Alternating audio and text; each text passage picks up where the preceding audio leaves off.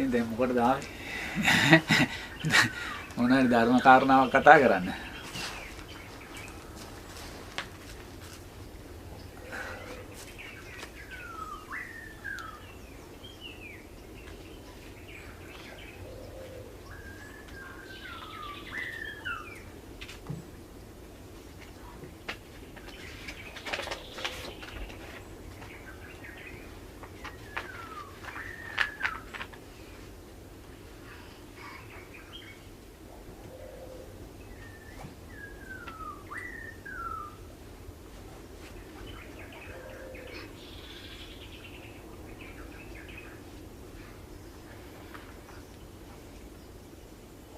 මොනවද අන්තිමවාදී තනක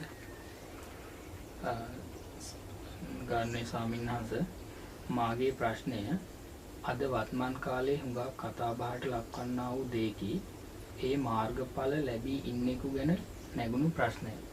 1. සිතට එන සෑම සිතවිල්ලක්ම අනිත්‍ය නම් මම දැන් සෝවාන් වුණා කියන සිතවිල්ලක් නිත්‍යාවක් නේද?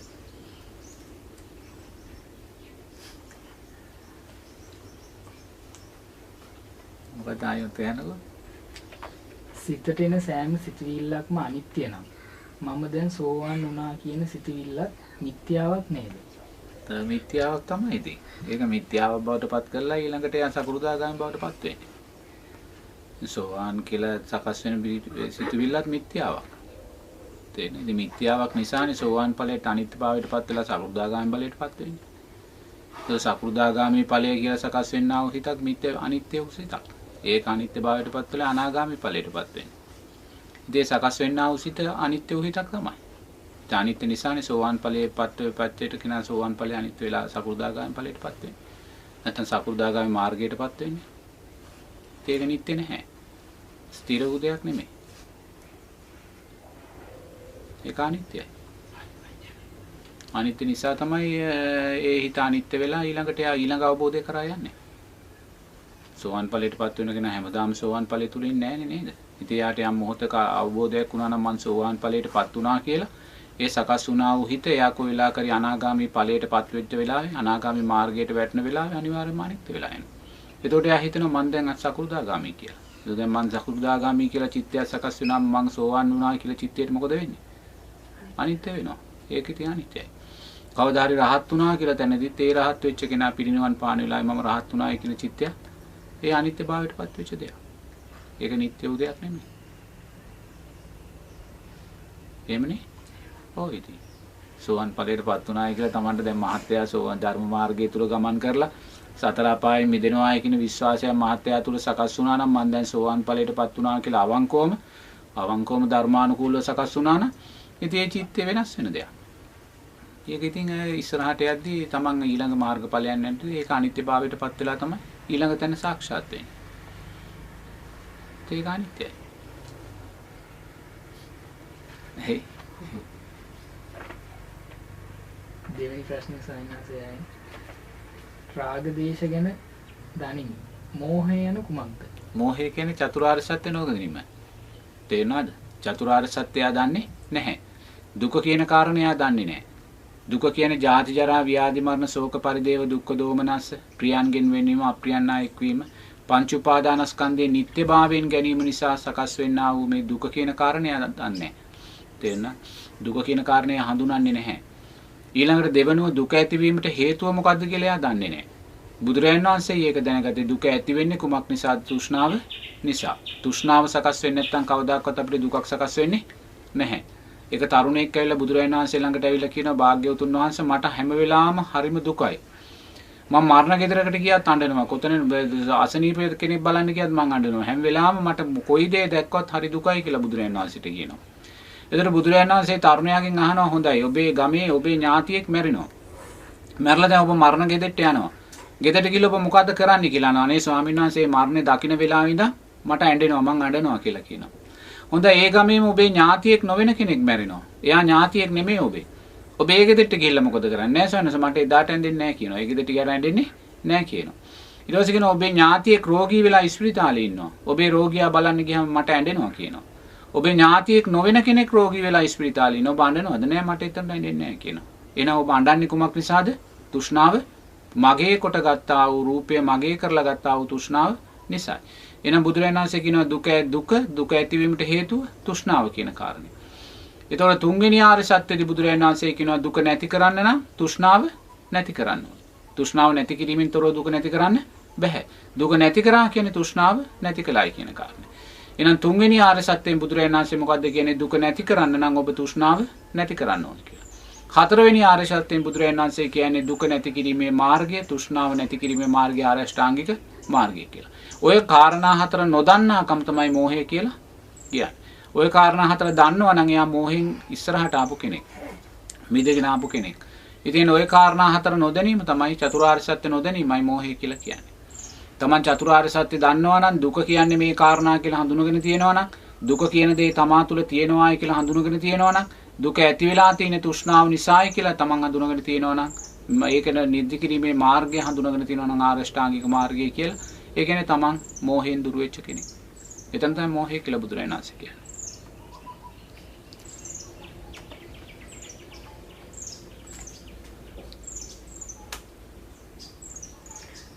ඊළඟ දහනසයන්ස මේ සිත අනිත්‍ය බව අඳුරා ගැනීමද කිසිම සිතුවිල්ලකට උපාදානයක් නොවීමද රාගයක් නැතිනම් දේශසිතක් එන්නේ හේතුඵල ධර්මතාවයක් නිසාද?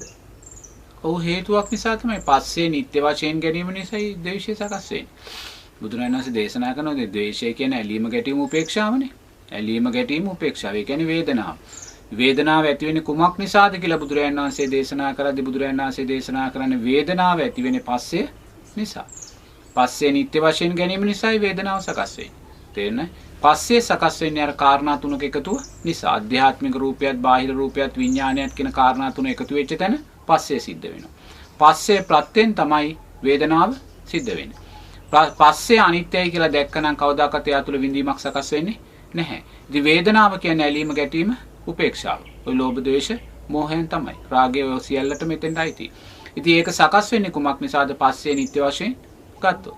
පස්සේ නිත්‍ය වශයෙන් ගත්තොත්. ඉතින් පස්සේ නිත්‍ය වශයෙන් ගැනීම නිසායි වේදනාව සකස් වෙන්නේ. පස්ස නිරෝධා වේදනා නිරෝධෝ.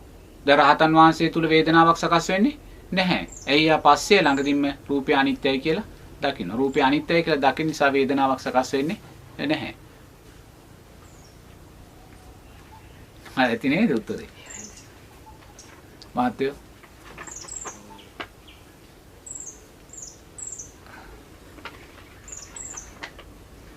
ඊළඟට අනසනස කෙනෙකු සිතට එන හැම සිතිවිල්ලක්ම අනිත්‍ය දැක හේතුඵල ධර්මතාවයන් නිසා රූපේ නිසා මෙම සිතිවිල්ල පහළ වුණු දෙයක්. එතකොට හදවතේ වේදනාවක් ඇති වෙනවා සමගම ටික මොහොතකින් මේ වේදනාව නැති වෙලා යනවා. එතන කිසිම අල්ලා ගැනීමක් නැහැ. මේ ආයාසකින් තොරව සිදුවේ නම් ඔහු මොන තත්ත්වයේ සිටින කෙනෙක්ද? මේක අපිට කියන්න බෑ දරුවෝ. ඉතින් සාමාන්‍ය සතිය සිහිය තියෙන කෙනෙක් සිතක් සකස් වෙලා ඒ සිත රාගසිතක් නම් ඒ සකස් වෙලා ඒ රාගසිත හඳුනගෙන ඒ රාගසිතෙන් බැහැර වෙනවා. තේරුණාද? කෙනෙක් සිතක් ලෝභසිතක් සකස් වුණා නම් ඒ ලෝභසිත හඳුනගෙන එයා ලෝභසිතෙන් බැහැර වෙනවා. ඉතින් ඒක සතිය සිහිය විසින් කරන්නා වූ දෙයක්. ඉතින් ඒ සතිය සිහිය තිබ්බා කියලා අපිට යා කොතනද කියන්න බෑ. නමුත් සතිය සිහිය සකස් වෙන්නේ යා සද්ධාව තුළ ඉන්න නිසා, සීලෙන් පරිපූර්ණ කෙනෙක් නිසා. ඉතින් ඒවෙන් තොරව සතිය සිහියක් සකස් වෙන්න බෑ. ඒ නිසා එයාගේ අවබෝධාත්මක தත්ත්වය මොකද්ද කියන්නේ? එහෙම කියන්න බෑ. තේරුණාද? එයා සතියෙන් සිහියෙන් ඉන්න කෙනෙක්, සතිය සිහිය සකස් වෙන්නේ එයා සීලය තුල පරිපූර්ණ කෙනෙක්. සීලය තුල පරිපූර්ණ නම් එයා සද්ධාව තුල ඉන්න ඕනේ. ඉතින් එතන සතිය සිහියෙන් තමයි ඒක කරන්නේ. එයා ලෝභසිත හඳුනනවා, ද්වේෂසිත හඳුනනවා, මෝහසිත හඳුනනවා. අඳුරලේවා තුලින් අකුසල් සිද්ධ වෙන්න දෙන්නේ නැහැ. අකුසල් සිද්ධ වෙන්න දෙන්නේ නැහැ. ඉතින් ඒක සතිය සහ සිහිය කියන කාරණේ. ඉතින් මේ සත්‍යය තව තව ශක්තිමත් කරගෙන අපි පස්සේ ළඟදිම මේවා අනිත්‍යයි කියලා දකින්න දක්ෂ වෙන්න ඕනේ. පස්සේ ළඟදිම. ඒ සිත ඇති වෙන්න ඉඩ දෙන්නේ නැහැ. ඒ සිත සකස් වෙන මොහොතේම අනිත්‍යයි කියලා දකින්න ඕනේ. ඔව්. අපිට දැන් මොන හරි දෙයක් දැන් තව කෙනෙකුත් එක්ක ගැටෙන වෙලාවකදී හරි ද්වේෂයක් ඇති වෙනවානේ සමහරවිට. එතකොට ඒ වෙලාවෙම ඒක ක්ෂණිකවම නැති කරලා දැක්කා දැනුණා කියන තැන නවතිනවා. දැනුණායි කියන තැන නවතිනවා. දැනුණායි කියන තැන නැවතුණාට පස්සේ වේදනාවක් සකස් වෙන්න යන්නේ නැහැ. මම මෙතන ඉන්නකොට මට බයිනවා, මට පිටිපස්සෙන් කවුරු හරි බයිනවා, මට ඇහෙනවා. කියන දේත් ඇහෙනවා, කියන කෙනාත් ඇහෙනවා, සියල්ල ඇහෙනවා. මම ඇසුණා කියන තැන නැවතිලා ඉන්නවා. ඇසුනා කියලා තැන නැවතිලා හිටියනම් මම විදීමක් සකස් කරගන්නේ නැහැ. මම එතන තමයි නැවතීම. දැක්කා කියන තැන රූපයක් දකින්නවා. දැක්කා කියන තැන නවතිනවා. ඒ වෙලාවට අපිට ක්ෂණිකව ඇතිවන ද්වේෂය හරි කෝපය හරි ඒ දේත් ඒ අකුසලයට සම්බන්ධ වෙනවා. ද්වේෂය සකස් වුණා නම් අකුසලයට සම්බන්ධ වෙනවා. නමුත් තමන් ඒ ද්වේෂය හඳුනා ගැනීම තුල සකස් වෙනා වූ කුසලයෙන් අර අකුසලයට යටපත් වෙන්න පුළුවන්. මොකද තමන් හඳුනාගත්තනේ ද්වේෂය. ද්වේෂයක් කරා යන්න දුන්නේ නැහැ. ඒතරොට ඒ අර හඳුනා ගැනීම තුල සකස් වෙන අලෝභ චිත්තය තුල ඔබට මේ අකුසලයට යටපත් වෙන්න පුළුවන්. ඒ විශ්වාසය තමන් තුල තියෙන්න ඕනේ.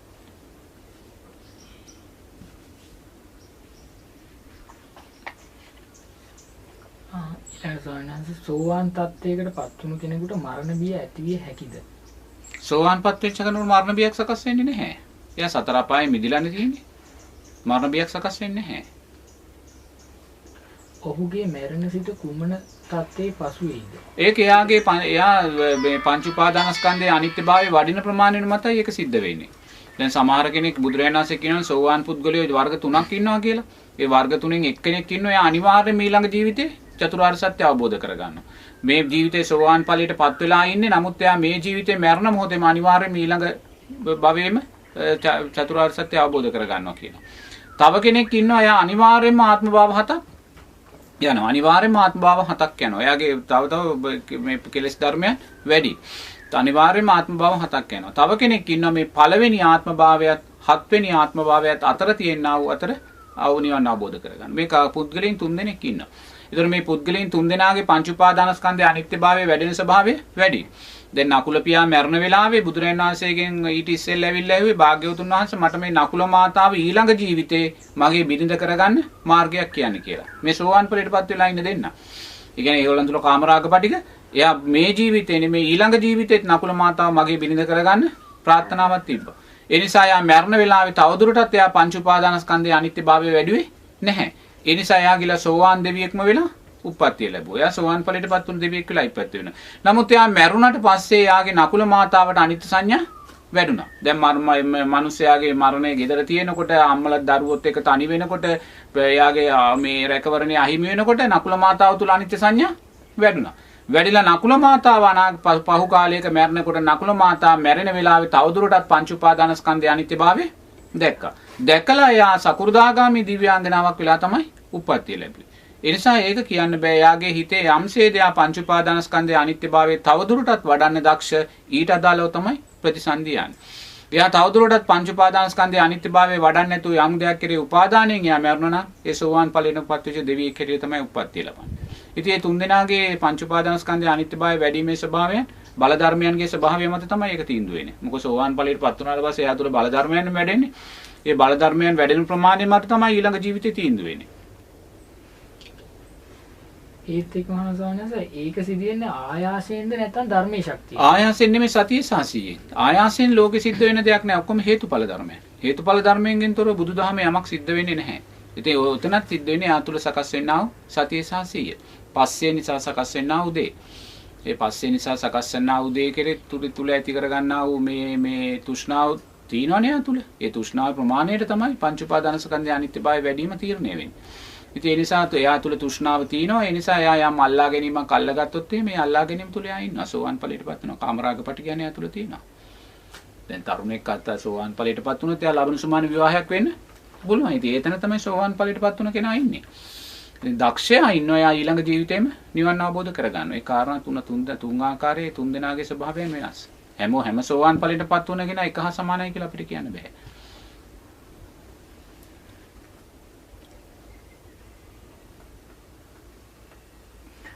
ඒත් එක්කම ඔහු සෝවාන් වීමට පෙර නිතරම බියටපත් වුණු කෙනෙක් නම් එම ගති ලක්ෂණ නැති වෙනවාද? ඔහු මෙම බියෙහි අනිත්‍ය බව දැක්කා වුවත් ඒ ගති ලක්ෂණ නෑ. සමහර වෙලාවට සෝවාන් ඵලයටපත් වුණා නෙමෙයි රහත් ඵලයටපත් වුණත් රහත් වෙන්නේ ඉස්සෙල්ලා තිබ්බා වූ ගති ස්වභාවය තියෙනවා. දැන් බුදුරජාණන් වහන්සේ ඒ කාලේ හිටියන අර දියාගලක් දැක්කහම මේ පැත්තේ ඉඳන් එහා පැත්තට එයා පයින්නවා. ඒ රයා රහතන් වහන්සේ කෙනෙක්. නමුත් එයා 500 ආත්ම භාවක වඳුරු කුලේ ඉපදිලා තිබ්බේ සංසාර පුරුද්ද. තවර පිළිඳවච්ච මහරහතන් වහන්සේ හිටියා වසලවාදේ උඹ බම්බලන් කියලා තමයි කතා කරන්නේ හැම කෙනාටම. ඉතින් බුදුරජාණන් වහන්සේට ගිහිල්ලා කිව්වම බලනකොට මෙයා ආත්ම භාව 500ක වඳුරු කුලේ ඉපදි මේ බ්‍රහ්මන කුලේ ඉපදිලා තිනවා. ඒ බ්‍රහ්මන ගති තමයි එයාට තිබුණේ. තව කෙනෙක් හිටියේ එයා පාත්‍ර 5ක් දන් වළඳනවා. ඉතින් පාත්‍ර 5ක් දන් වළඳනවා මේක බුදුරජාණන් වහන්සේ කියන එයා 500 වතාවක් ඇත්කුලේ ඉපදිච්ච කෙනෙක්. ඒ නිසා ඒ සාංශාරික හුරු අවබෝධය තුලින් යටපත් කරන්න බෑ. නමුත් බිය කියන කාරණයක් සෝවාන් වෙච්ච පුද්ගලයෙක් තුල සකස් වෙන්නේ නැහැ. එයා සකස් වුණත් ඒක අනිත්‍යයි කියලා දකිනවා. බිය කියන කාරණය තුල සකස් වෙනවා. සකස් වුණත් එයා ඒක හේතුඵල ධර්මයෙන් අනුව දකින්න දක්ෂයි. දකින්න දක්ෂයි. හේතුඵල ධර්මයෙන් අනුව දකින්න දක්ෂයි. දැන් ඉතින් අනේ පිරිසිදුතුමාත් මරණ වෙලාවේ මැරෙන්න යන මොහොතකට ඉස්සෙල්ලා සාරිපුත්ත මහරහතන් වහන්සේට කියනෝනේ ස්වාමින් වහන්සේ මේ ශක්තිමත් පුරුෂයෝ දෙන්නෙක් වරපටකින් මගේ හිස වෙලලා දෙපැත්තට අදිනවා වගේ මහා වේදනාවක් මට දැනෙනවා.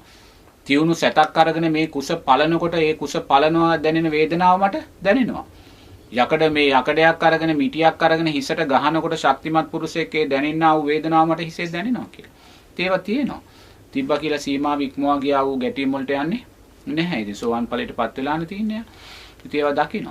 ඒ දැක්කම මේ වේදනාව අනිත්‍ය වශයෙන් දැකලා තමයි අනේ පිරිසිතුමා මරණාසන්න වෙලාවේ අනාගාමී ඵලයටපත් වෙලා මේ S2 පියාගන්නේ. ඉතින් ඒක තමන්ගේ දක්ෂතාවය මත වෙන දෙයක්. බිය කියන දේ සකස් වෙනව නැත්තේ නැහැ. නමුත් ඒ බිය සකස් වෙන මොහොතේ මේ අනිත්‍යයි කියලා දකින්න. ඊට පස්සේ සෝවාන් ඵලය ගැන විස්තරයක් කරන්න. සෝවාන් ඵලය කියන්නේ පුතේ තෙරුවන් කෙරේ අතල සද්ධාවෙන් පරිපූර්ණ වුණා නම් සීලය ආරකාන්ත සීලයක් හැටියට පරිපූර්ණ වුණා නම් පංච උපාදානස්කන්ධයේ අනිත්‍යභාවය දැක්කනම් අවබෝධ කරගන්නා වූ ධර්මතාවය. තේරෙනවද? ඉතින් මේක තමයි බුදුරජාණන් වහන්සේ ගිහි පින්වතුන්ලාට මේ ගිහි ජීවිතය තුළ ඉලක්ක කරන්නා වූ තැන. ඉතින් අපි පසු කරගෙන ආවා වූ සම්මා සම්බුද්ධ ශාසන ලක්ෂ ගානක් පසු කරගෙන ඇවිල්ලා තිනවා. මේ පසු කරගෙන ආ වූ සම්මා සම්බුද්ධ ශාසන ලක්ෂ ගානේදී අපි සක්විති රජ වෙලත් ඉඳලා තිනවා. සක්‍රියා වෙලා සුජම්පතිය වෙලා ස්ත්‍රී රත්නය වෙලා සියලුම සැප සම්පත් අපි. නමුත් මේ මොන යසයිසුරු අපි වින්දාත් අපිට තාම සෝවාන් ඵලයේ කියන දෙයටපත් වෙන්න පුළුවන්කම ලැබුණේ නැහැ. නේද? ඒ නිසා බුදුරජාණන් වහන්සේ මේ සද්ධර්මයේ තුලින් ගිහි පින්වතුන්ලා ඉලක්ක කරන්නේ සෝවාන් ඵලය කියන තැනට. ඒ කියන්නේ සතර අපායේ මිදුනායි කියන තැනයි සෝවාන් ඵලය කියන්නේ. නැවත සතර අපායකට වැටෙන්නේ പ്രേත ලෝකයේ, තිරිසන් ලෝකයේ, නිරය අසුර ලෝකයේ කියන සතර අපායට වැටෙන්නේ නැහැ. සතර අපායෙන් යා නිදහස් වුණ කෙනෙක්. ඉතින් මේ සතර අපායට නොවැටීමේ ධර්මතාවයන් තමයි තෙරුවන් කෙරෙහි වූ සද්ධාව, අචල සද්ධාව. ඒ වගේම සීලය ආර්ය සීලයක් හැටියට වැඩෙන්න ඕනේ. පංච උපාදානස්කන්ධයේ අනිත්‍යභාවය දකින්න ඕනේ. මේ දකින්නකොට යා තුළ ඉන්ද්‍රිය ධර්මයන් සමභාවයට සද්ධා වීර සති සමාධි ප්‍රඥා කියන ඉන්ද්‍රිය භාවයන් ධර්මයන් සම තත්වයට යා වර්ධනය කර ගන්නවා. ඉතින් ඒවා වර්ධනය කර ගන්නකොට යා තුළ සක්කාය දිට්ඨිය විචිකිච්ඡා සීලබ්බත පරාමාස ධර්මතාවය ඡය වෙලා වෙනවා. අයින් වෙලා යනවා. යා තුළ සක්කාය දිට්ඨිය නැහැ. මමත්වයේ දැඩි භාවය නැහැ. පටිච්ච සමුප්පන්න යා ජීවිතය දකින්න දක්ෂ කෙනෙක්. හේතුඵල ධර්මයන් අනුව යා ජීවිතය දකින්න දක්ෂ කෙනෙක්. ඒ වගේම තෙරුවන් කෙරේ අචල සද්ධාව සකස් වෙන නිසා විචිකිච්ඡාව කියන කාරණය තුළ නැහැ. යා තෙරුවන් කෙරේ යාට කිසිම සැකයක් නැහැ. බුදුරජාණන් වහන්සේ ධර්ම රත්නය සංඝ රත්නය කෙරේ යාට කිසිම සැකයක් නැහැ. ආරෂ්ඨාංගික මාර්ගය කෙරේ යාට කිසිම සැකයක්, පටිච්ච සමුප්පාදය කෙරේ යාට කිසිම සැකයක් නැහැ. බුදුරජාණන් වහන්සේ යම් ධර්මයක් දේශනා කළා දේ ධර්ම මාර්ගය තුල යාට කිසිම සැකයක් සකස් වෙන්නේ නැහැ. විචිකිච්ඡාව බැහැර වෙනවා. ඒ වගේම තෙරුවන් කෙරේ අචල සද්ධාව නිසා යාන්නේ සීල උතවන්ට බැඳෙන්නේ මොනියම් හෝ සීල උතේකට බැඳෙන්නේ නැහැ. බුදුරජාණන් වහන්සේ දේශනා කරපු ආරෂ්ඨාංගික මාර්ගය හැටියට ගන්න. ඉතින් මේ තුන සෝවාන් ඵලයටපත් වුණ කෙනාගේ ලක්ෂණය.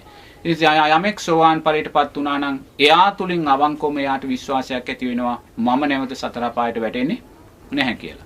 නමුත් එහෙම විශ්වාසයක් අදිමාන්‍ය නිසා සකස් වෙන්න පුළුවන්.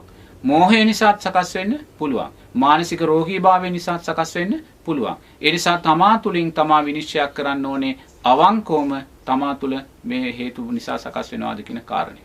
මොකද අර හේතුන් නිසා තරම සිත්ත්‍ය සකස් වෙන්න පුළුවන්.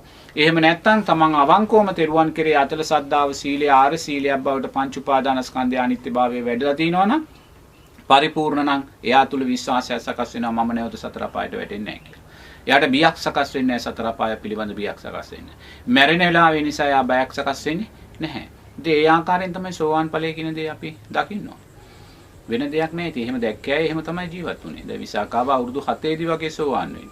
අනේ පිරිසිදුමා බුදුරජාණන් වහන්සේ මුල් දැක්කෙම සෝවාන් වෙනවා. නකුල මාතාව නකුල පියා අවුරුදු 15 14 වයසේ සෝවාන් ඵලයටපත් වෙනවා. ඒ වගේ දසදහස් ගණන් උපාසක උපාසිකාව සෝවාන් ඵලයටපත් වුණා. ධර්මයේ ශ්‍රවණය කරලා බුදුරජාණන් වහන්සේ කල්යාණ මිත්‍රය හැටියට ඇසුරු කරලා ශ්‍රවණය කළා වූ සද්ධර්මයේ නුවණින් මෙනෙහි කරලා ඒතන සාක්ෂාත් කරගත්ත සංසාර බය දකිමි. ඒක ගිහි පින්වතුන්ලාට බුදුරජාණන් වහන්සේ පෙන්වන ඉලක්කය තමයි සතර අපායෙන් මිදෙන්න කියන ඉලක්කය. සතර අපායෙන් මිදුණාට පස්සේ බුදුරජාණන් වහන්සේ ආයිමත් ඉන් එහාට යාට යමක් කියන්න ගියේ නැහැ. මොකද එයා පංච උපාදානස්කන්ධය අනිත්‍යභාවය දැකලායි තින්නේ. යාට ආයිමත් මාර්ගය කියන උමනාවක් නැහැ. එයා ඉස්සරහට යන.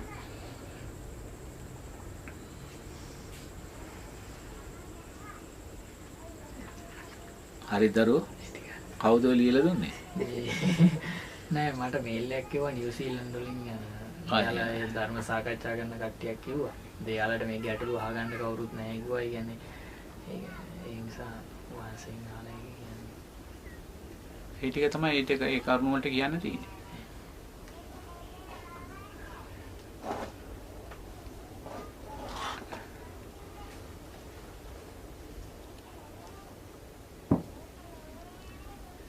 තා මොනවාරි අහන්න දේවල් තියෙනවා අහන්නකෝ අනිත් අයට. සාමිනාස් දැන් මේ සෝවාන් ඵලයට පත් වෙන තැන කියන්නේ අපි සතර අපායන් මිදීමත් තෘෂ්ණාව සම්පූර්ණයෙන් නෑ තෘෂ්ණාව සම්පූර්ණයෙන්ම ෂෙයා කරන්නේ නෑ තෘෂ්ණාව සම්පූර්ණයෙන්ම ෂෙයා කරන්නේ චතුරාර්ය සත්‍ය අවබෝධයෙන් රහත් වෙන වෙලාවේ.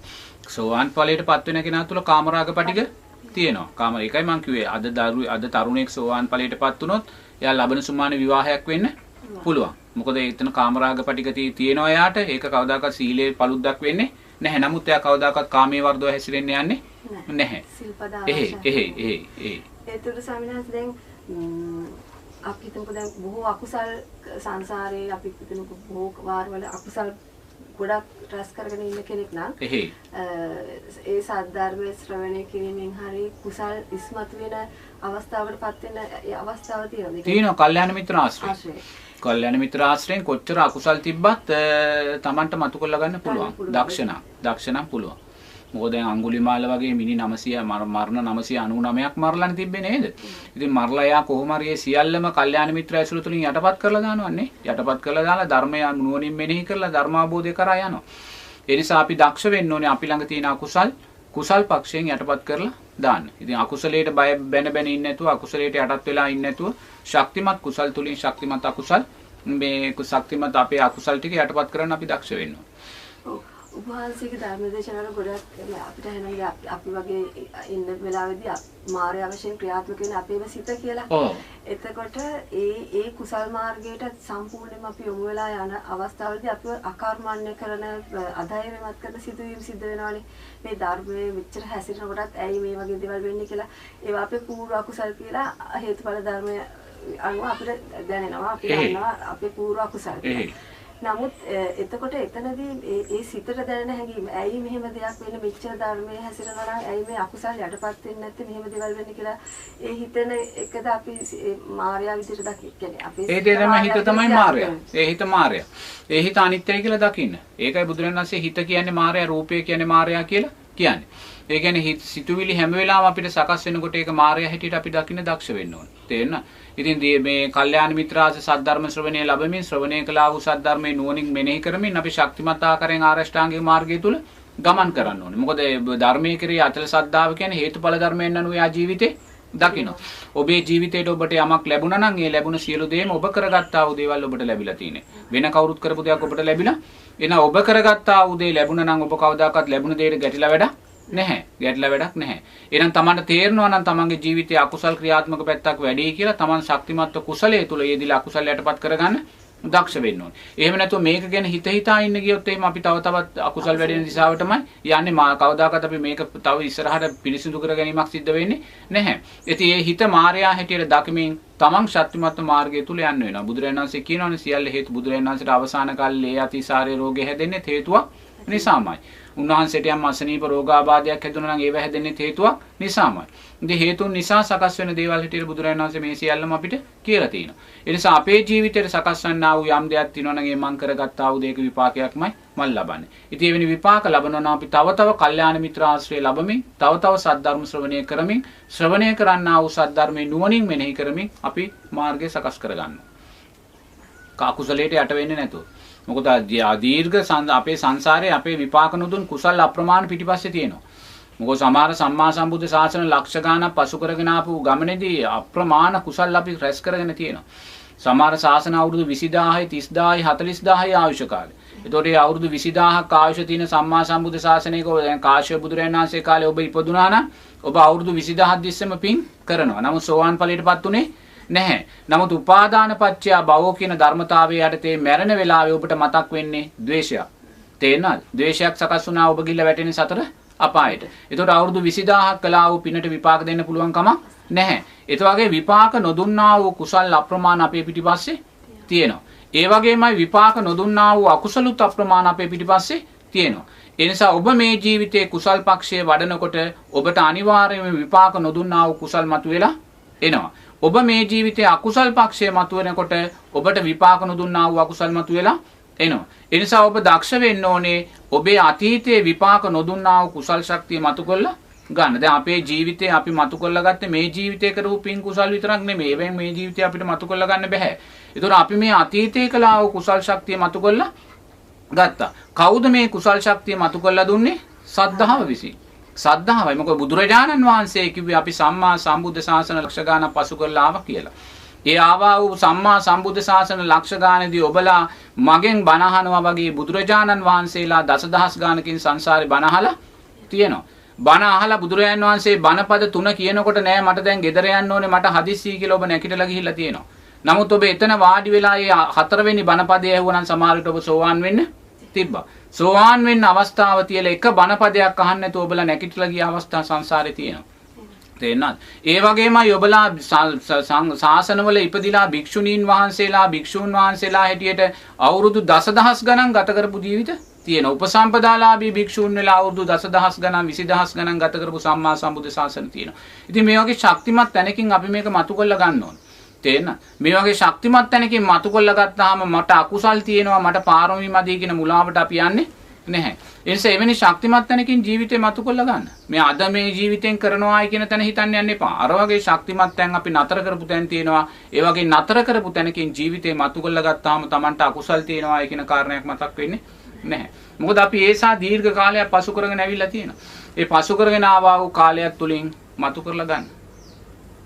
එතන තමයි දක්ෂභාවය කියන්නේ. අපේ කුසල නම් මතුවලා ඔබ වහන්සේගේ ධර්ම ශ්‍රවණය. මම කිව්වේ බුදුරජාණන් වහන්සේගේ ධර්මයේ. තේරුණා. ඉතින් ඒ සියලුම ලකුණු බුදුරජාණන් වහන්සේටයි ලැබෙන්න ඕනේ. මම දන්න දෙයක් නෑ. මමත් ඔබලා වගේම කාමරාග පිටිකයන් ජීවිතය තුල දරාගෙන ජීවත් වෙච්ච කෙනෙක් නේද? කල්යාණ මිත්‍ර ආශ්‍රය සද්ධර්ම ශ්‍රවණය ඒක නුවණින් මෙනෙහි කිරීම තුළ තමයි අපිත් මේක මතු කරලා ගත්තේ. මේ නිසා ඔබලාත් මේක මතු කරලා ගන්නවා නම් ඒ කාරණා තුනමයි ඔබලා ජීවිතේට අවශ්‍ය. එච්චරයි.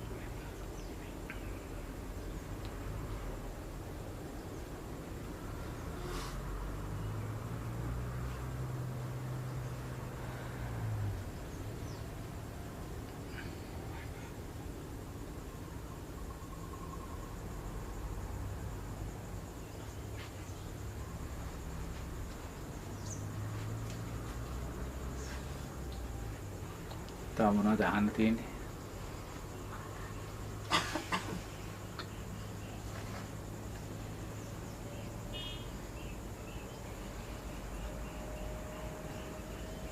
අදරේ කතරගමද නවතින්නේ? ආයෙම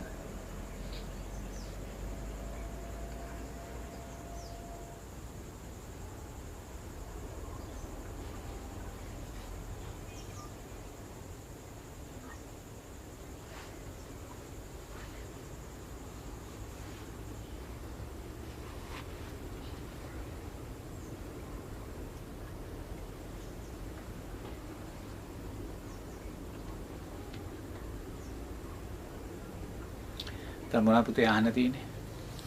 ඈ ස්වාමීන් වහන්සේ ත්‍රිකෝටික පාරිශුද්ධ ශීලය කියලා කියන්නේ. ත්‍රිකෝටික පාරිශුද්ධ සීලය කියන්නේ. අනේ පුතේ මම ඒක ගැන එච්චර කියන්න දන්නේ නැහැ. දැන් අපි දානයක් පිළිගන්නවා. කවුරු හරි කෙනෙක්. එතකොට ඒ දානය පිළිගැනීමේදී අපි ඒකට අදහසක් ඇති කර ගන්නවා ඉස්සෙල්ලා. ඒ දානෙම දෙන්න ඕනේ කියලා. ඊට පස්සේ අපි ඒක සියලුම දේවල් ලෑස්ති කරගෙන ඒ දානෙ පිළිගන්නවා. ඊට පස්සේ පිළිගැනීමෙන් පස්සේ අපිට ලැබෙන කුසලය.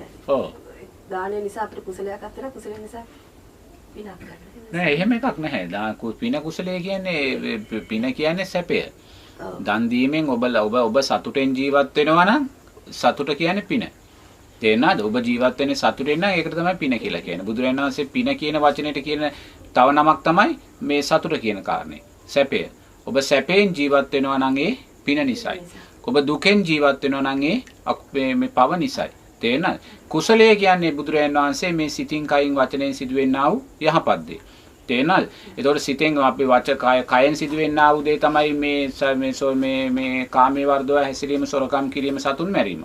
වචනයෙන් සිදුවෙන්නා වූ දේ තමයි මුසාවාදා, පිසුනා වාචා, පරුසා වාචා, සම්පප්පලාප. කයෙන් මනසින් සිදුවෙන්නා වූ දේ තමයි ලෝභ, ද්වේෂ, මෝහ. ඒතකොට කුසලය කියන්නේ ඕකටයි. තේරෙනවද? පින කියන්නේ මොකද්ද? සැපේට කියන තවත් නමක්. සැපේට කියන තවත් නමක්. ඒතකොට දැන් පින කියන වචනේ, කුසලයේ කියන වචනේ අර්ථ දෙකක් නේද? අර්ථ දෙකක්.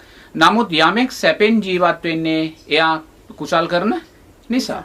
ඒ නිසා මේ දෙක එකට බැඳිලායි තියෙන්නේ. මේ දෙක එකට බැඳිලායි තියෙනවා. ඔබ දානයක් දුන්නාම මෙතන කුසලයේ සහ පින කියන කාරණේ දෙකම තියෙනවා.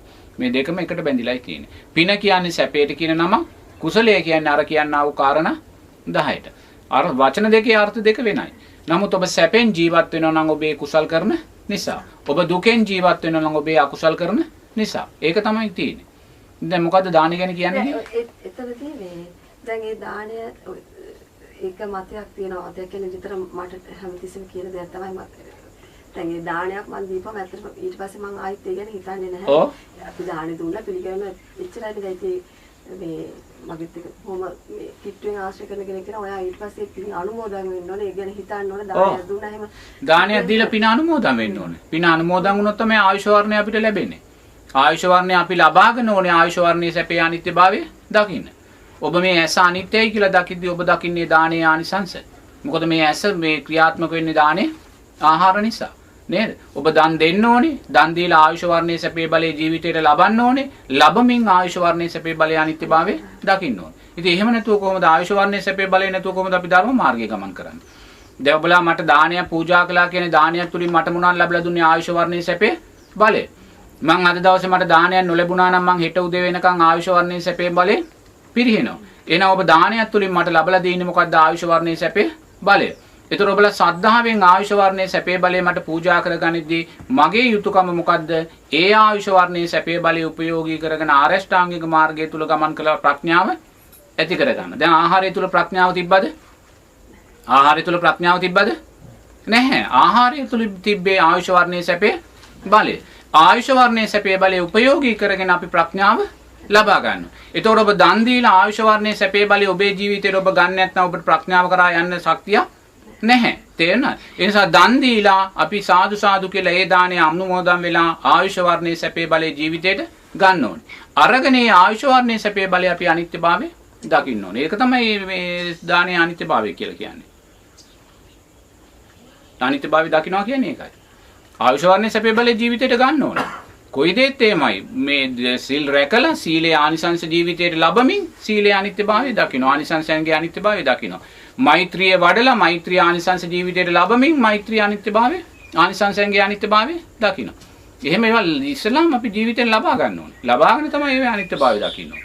නැත්නම් ඉතින් අපිට ආයුෂ වර්ණයේ සැපේ බලය නැත්නම් අපිට පන්සලකටවත් තියාගන්න බෑනේ නේද? ඉතින් ඒක ලැබමින් ඒකේ අනිත්‍යභාවය දකින්න.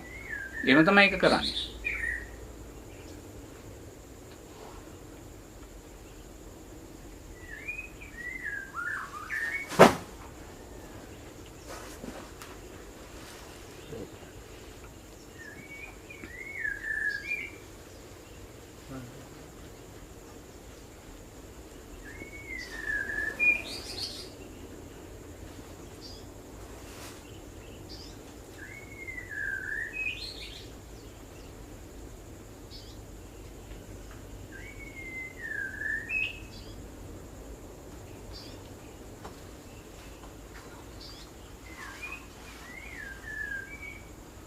තව මොනවද අහන්න තියෙන්නේ?